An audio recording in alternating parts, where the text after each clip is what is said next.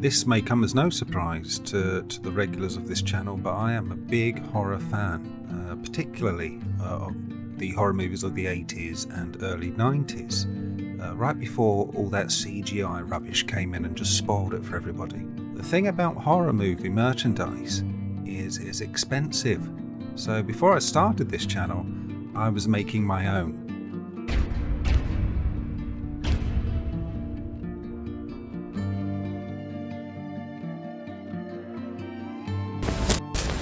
Now this is the first thing I ever built craft-wise. I mean, I'd drawn a lot in my life, but I'd never built anything, and I did this at the very start of lockdown. This is the house from Psycho.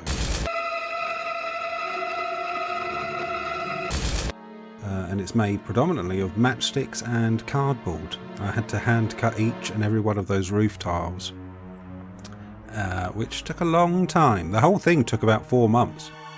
I use Christmas lights inside for lighting, and there's a very wrongly scowled Norman Bates' mother in the window there.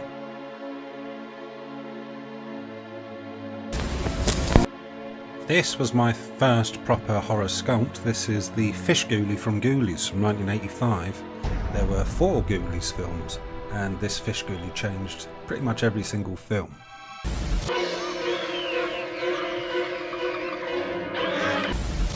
Now, a little bit of trivia for you. If you look very closely at this model, you can tell that it was put on the shelf while the varnish hadn't fully dried, because there is a thin layer of dust that is embedded in this thing. But we all learn as we go. And this is made of Super Sculpey medium, I think. The beige one, the pinkish one, the fleshy coloured one. His face is a little bit flat, but hey, I was happy with it at the time. It's just a shame about that dust. I don't think it's fully dried now. I used the wrong varnish. Everybody's scared of clowns. Well, most people. That's why they made this. This is Jack Attack from Demonic Toys from 1992. One of Charles Band's projects.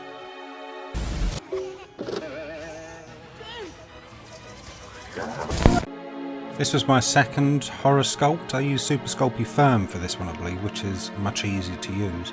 And I'm much happier with this one than I am with the fish ghoulie, I can tell you. I added hair with super glue to the sides of its head. It's got a balsa wood box. And I even printed the picture it uses in the film on the side of the box there, with a fancy bead on the handle there. I'm happy with this one. You don't often hear me say that.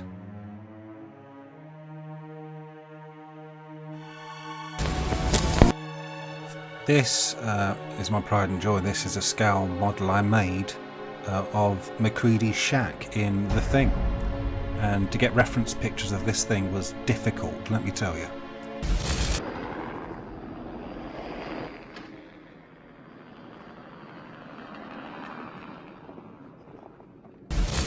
It's made mainly of cardboard, and candy floss sticks are used for the stills. Use a few jewels, plastic sticky jewel things for bolts, and to make the snow it was a mixture of PVA glue, baking soda and a very fine white glitter, just to give it that little shimmer when the light hits it, just like real snow does. But it really does attract dust. I just live in a very dusty house. This next monster was one of my favourites growing up. It's Pinhead from the movie Puppet Masters. It's one of the first films I saw as a child. I must have been about 8 when I saw this film, and I was terrified.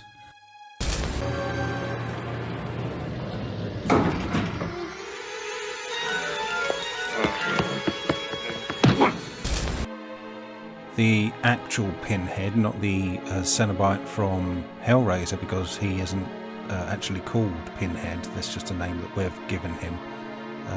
His jumper was the hardest thing to do, and it probably would have been easier to knit an actual jumper for him. It probably would have looked better as well, but if we're going to go that far, if we're going to go that crazy, then I might as well just make an actual living puppet. Let's not go insane here. Another Super Sculpey Firm sculpt here. This is a critter from the movie Critters, surprise surprise, from 1986, and it was a nightmare.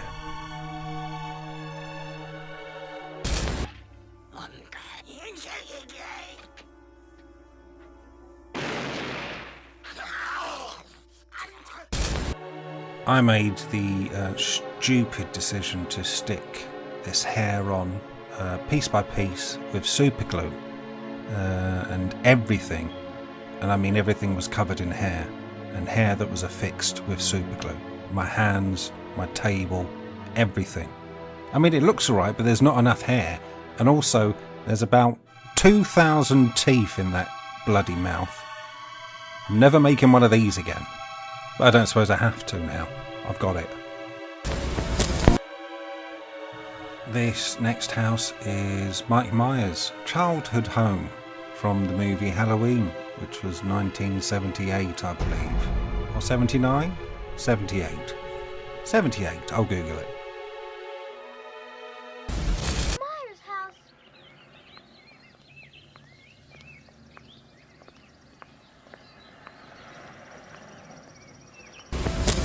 It was 78, I should never have doubted myself. This building is made predominantly of coffee stirrers. I moved on from matchsticks to coffee stirrers because they are much better for planks, and it's closer to a 28mm scow. Not that these models would ever be used for wargaming, but I must stress that most of these buildings are on a 28mm scow, so if the situation ever arises that I want to move a few miniatures around in a horror universe, well, these are perfect for it. If you have ever felt fat, pow and unattractive, well, just take a look at this guy. This is one of the little demon guys from The Gate, made in 1987, and I often look at him to just make myself feel better. Our physical world of light and pleasure, and there. I made this guy with Super Sculpey Doll, I think, D-O-L-L, I think, which is basically Super Sculpey Medium, which is too soft for me. It picks up everything when you don't want it to. But luckily, because it's got a sort of a saggy skin look to it anyway, it worked out fine. I mean, those fingernails are pretty gross. Let's be honest. When I went into this, my aim was to make sculpts of horror creatures that there weren't really anything on the market to buy. So I made Alma from Frank Cannon-Lotter's Brain Damage. Made in 1988, this movie's pretty much gone under the radar, shall we say.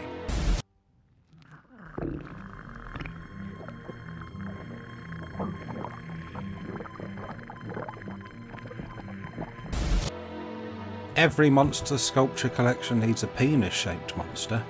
I know you're all thinking it.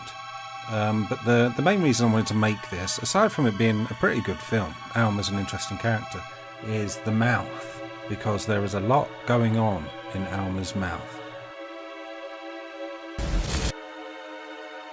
Growing up, I watched the movie Tremors a lot, and never really considered it a horror film, but I suppose it is.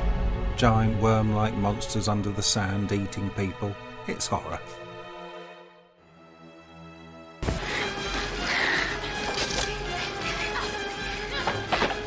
For some reason, I got it into my head that I wanted to build a water tower, but I wanted it to fit in with my collection, so I thought, well, there's a water tower in Tremors. There aren't many reference pictures, and aside from that clip I just showed you, there aren't many other clips of it in the film, but I think I've pretty much got it. It's a lot of Googling water tower in Tremors and finding, you know, a guy with his penis out.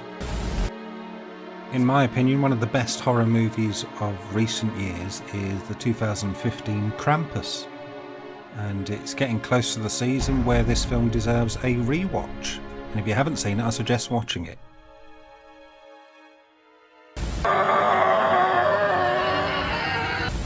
The great thing about this sculpt is it doubles up as a Christmas decoration. Which reminds me, I have to remember to put it on the shelf this Christmas, which isn't far away. This is made with Super Sculpey Firm, and it was the first ever time I used the white translucent Fimo for the candy cane there. That's been sharpened to a vicious point. Oh, yeah, vicious little ginger. I mean, vicious, but not overly intimidating, are they, these gingerbread men? This is the enigmatic Boogen from the 1981 movie The Boogens. And it was very hard to find any kind of reference photographs for this sculpt.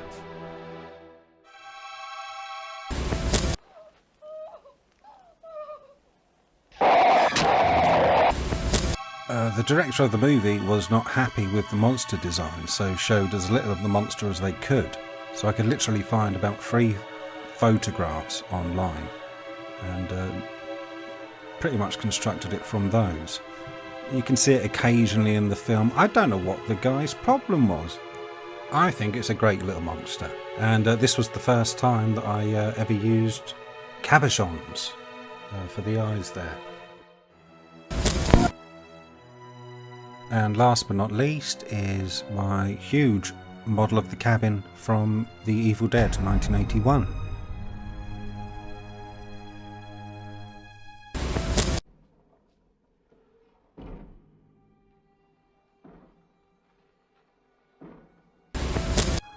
You'll notice my finger there, that is pointing to the roof of the tool shed that is missing, because that's where the battery pack for the lighting was housed.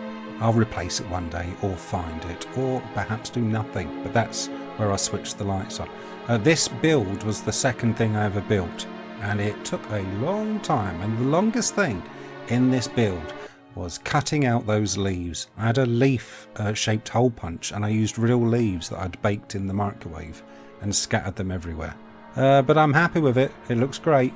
I mean, the hardest thing was finding dead brown leaves at that time of year. It was the summer, it wasn't even autumn yet.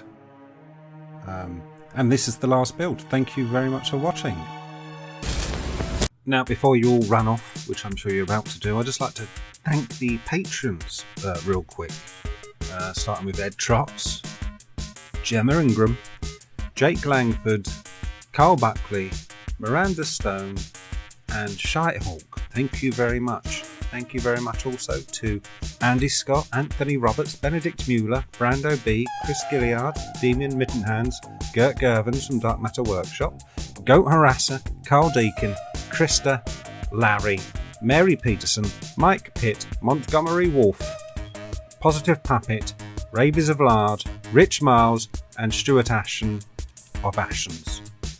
And a big thank you to the rest of you as well. I really do appreciate all of your support.